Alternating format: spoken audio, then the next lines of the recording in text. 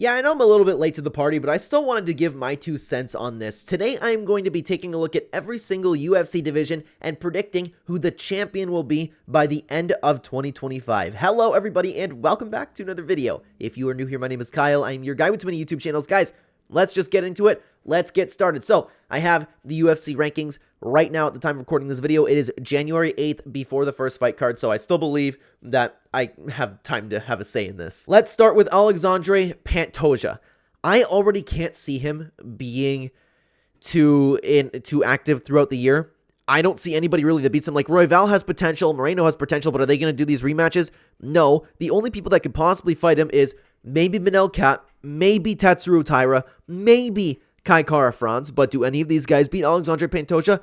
I say no, absolutely not. You'd have to go all the way down to somebody like Asu Almabayev to even have a chance of beating Alexandre Pantoja. So I will say, while Pantoja is exiting his prime or might just be out of his prime, I still do believe that at the end of 2025, he will be the champion. Is he going to have 1 fight, 2 fights? Who knows? Let's continue on to the bantamweight division. Merab Dvalishvili sitting at the champion right now. I actually am picking Umar Nurmagomedov to beat Merab Dvalishvili. If that's the case, and Umar ends up beating Merab, then I do not see anybody else in the division beating Umar anytime soon. Because you got to think, like, who's primed up to get a title shot next? Petr Yan, he deserves it next. Sean O'Malley, I could see them, like, him having, like, a really, really quick return to the title somehow. All he needs is 1 win, or they might just even give one to him in general. Song Yadong is going to be fighting Henry Cejudo. That's a fresh matchup that they could spring up, but to be fair, like, there's a ton of fresh matchups when it comes to Umar Nurmagomedov. We know that Nurmagomedovs don't fight much, and I'm picking Umar Nurmagomedov to beat Merab Dvalishvili. I'm going to pick Umar Nurmagomedov to be the champion at the end of 2025. Let's continue on to the featherweight division. Ilia Topuria, reigning featherweight champion right now. He's been talking about leaving the division. So, is he going to vacate it? If he does not vacate it, absolutely he will remain the champion. I don't see anybody else beating him. He just beat Max Holloway. He just beat Alexander Volkanovski. The dude has been looking incredible. If he was not in the division, then I would pick Movsar Evloev. I believe that if he ever matched up against Diego Lopez again, he would beat him. And I think that Diego Lopez and Movsar Evloev stand out to the rest of the division. So I am going to be picking Ilia Topuria to reign champion at the end of 2025. Let's continue on to the lightweight division. Ooh, I actually kind of think that Arman Tsarukyan is going to beat Islam Makhachev, but this is the one where the potential for more fighters comes in. Gaethje and Poirier, absolutely not. Charles Oliveira could always be there. Dan Hooker is going to get a title shot eventually. I believe he's probably going to win his next fight. But now that I'm actually going down here, like, the problem is there are a lot of upset potentials for a lot of fights in the lightweight division. It's got to be between Islam and Arman. I am picking Arman Tsarukyan to get the win. And if Arman Tsarukyan gets a win over Islam Makhachev, I think that he beats everybody else. So I am going to actually go with Arman Tsarukyan to be champion at the end of 2025. But then again, that might not age well, because if Islam fights now and Islam wins, he could not fight for the remainder of 2025. Wouldn't shock me one little bit. Let's talk about welterweight. This one's a toughie too. This one's a toughie. We know that Shavkat's going to be fighting Bilal. Jack Della Maddalena, he doesn't fight too often.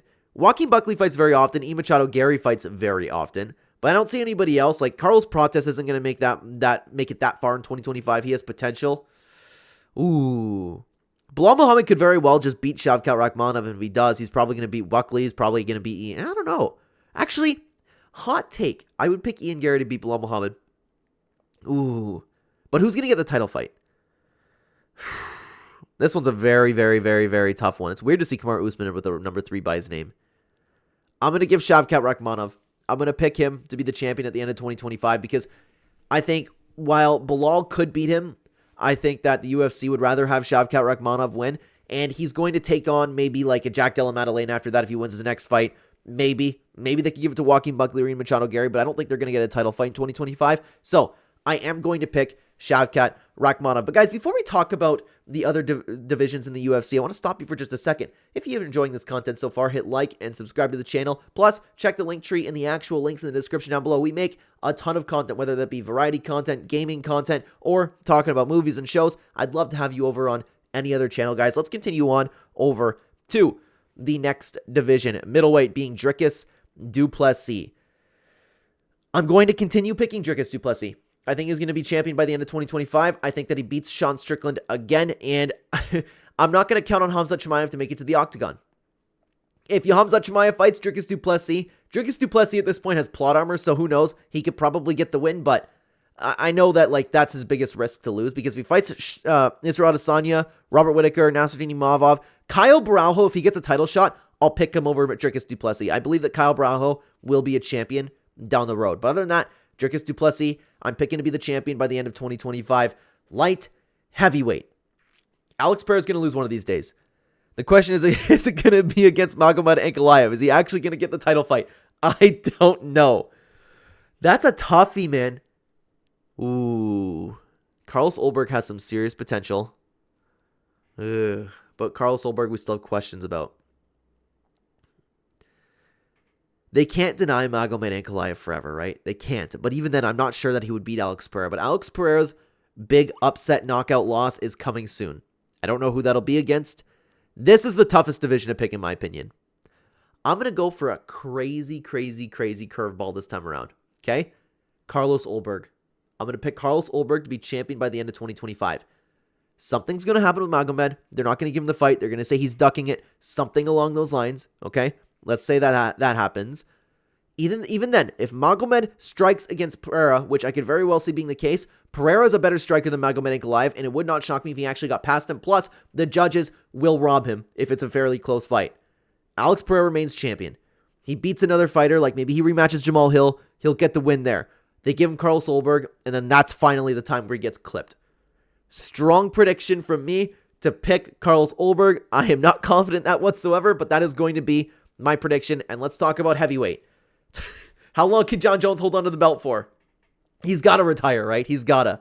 But if there's one guy that can hold on to the belt for the entire year and not get stripped, it's going to be John Jones. Other than that, I'm going to go with Tom Aspinall. Tom Aspinall is probably most likely just going to be elevated to the heavyweight champion, and then he's going to beat anybody else in his path. So very easy to pick. Tom Aspinall. Let's continue on to women's strawweight. Zhang Weili is fighting Tatiana Suarez. I actually worry for her in that matchup, to be honest with you. It's going to be one of those two. The competition is just like it falls off after Yan Xiaonan, and she's not going to get another title fight, I don't think. I'm going to pick Weili. She's arguably the greatest WMMA fighter of all time. I'm going to pick her to keep winning. Valentina Shevchenko for the women's flyweight. Let's see. I'm going to go with Manon Fiorot. I think that Manon Fiorot it has the potential to beat Valentina Shevchenko and Alexa Grasso. No matter who comes up in there, like Natalia Silva has some potential. Nami Yunus, maybe. I don't know. I just can't see any of them actually taking on Manon Fiorot right now, and I'm going to pick her to be the champion by the end of 2025. Guys, I'd love to know what you think about this down below. Thank you very, very much for watching. While we wait for the final UFC card of the year, why don't you check out this video on screen right now? YouTube thinks that you will like it the best. Thank you very much for being here, everybody. Take care.